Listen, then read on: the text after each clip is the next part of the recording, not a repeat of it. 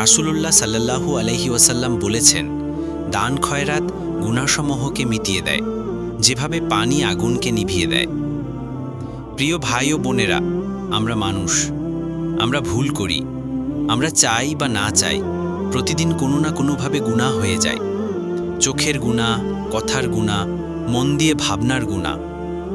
তবে আল্লাহ আমাদের জন্য রেখেছেন এক দয়ার দরজা, সেটা হলো দান ও সদকা। আপনি কি জানেন, দান শুধু কারো গুনাহ মেটায় না, এটা আমাদের হৃদয় পরিশুদ্ধ করে, আমাদের ছোট ছোট গুনাহ মুছে দেয়। যেমন পানি আগুনকে নিভিয়ে দেয়, তেমনি দান খয়রাত আমাদের গুনাহের আগুনকে নিভিয়ে দেয়। আপনি যখন কাউকে খাবার দেন অথবা কাউকে কাপড় দেন, এমনকি যখন গোপনে কিছু টাকা দান করেন, সেটা শুধু একজন মানুষের উপকার নয়, বরং আপনি নিজেকেও পাপমুক্ত করছেন। দান মানে শুধু টাকা নয়, একজন গরিবকে একটা খাবার দেওয়া, একজন দুঃখী মানুষকে সান্ত্বনা দেওয়া, একজন বৃদ্ধকে রাস্তা পার করিয়ে দেওয়া, এটাও সদকা।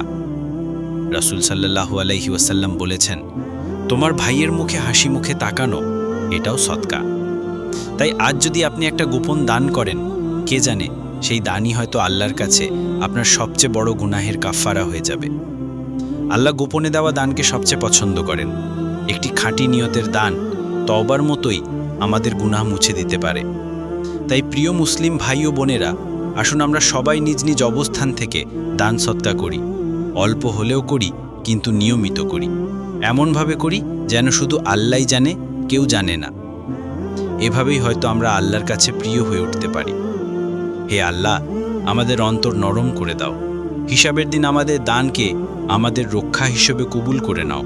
আমাদের গুনাহগুলো মাফ করে দাও। আমিন। আরও ইসলামিক ভিডিও পেতে আমাদের এই চ্যানেলটি সাবস্ক্রাইব করতে ভুলবেন না।